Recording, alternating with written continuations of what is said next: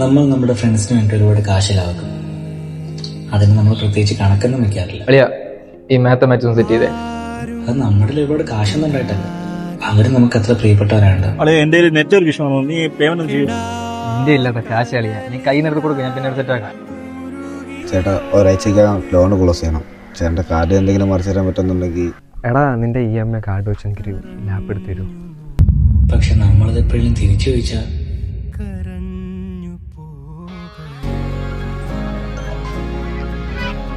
Hello എടാ നാളെ ലാപ്പിന്റെ നീ എങ്ങനെയാണെന്ന് അറേഞ്ച് ചെയ്ത് അയക്കും.